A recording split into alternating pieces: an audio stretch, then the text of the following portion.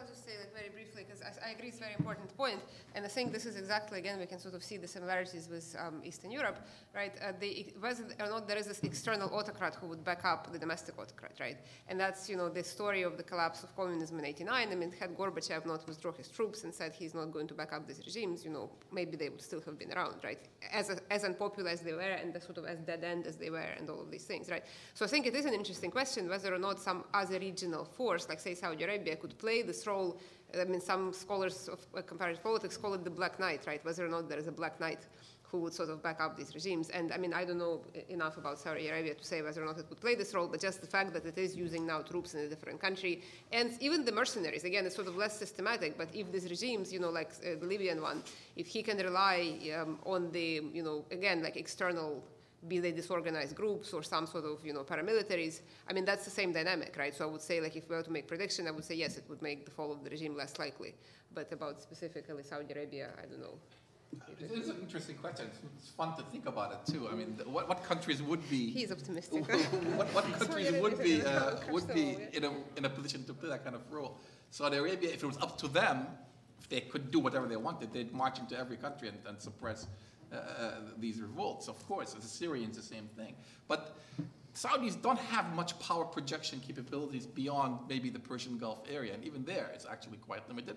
And they may yet have their own problems. Right? The Iranians, more formidable, and they've been trying to get on the right side of all of this by supporting the people against the regimes, and then try to cast it as a kind of an anti-imperialist uprising.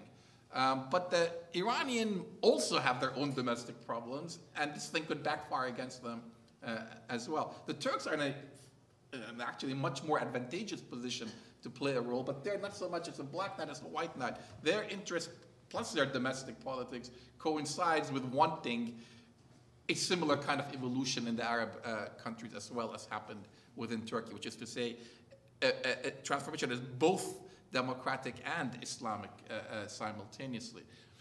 But all of them, ultimately, I don't think are going to be in a position to play the role that Russia played, maybe.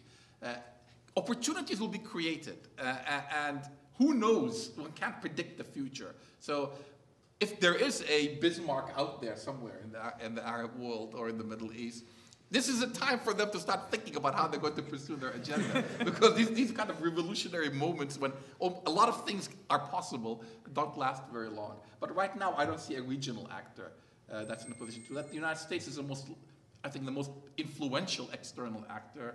And my opinion is that they probably have a benign, a generally positive attitude towards the transition rather than trying to quash it at every turn.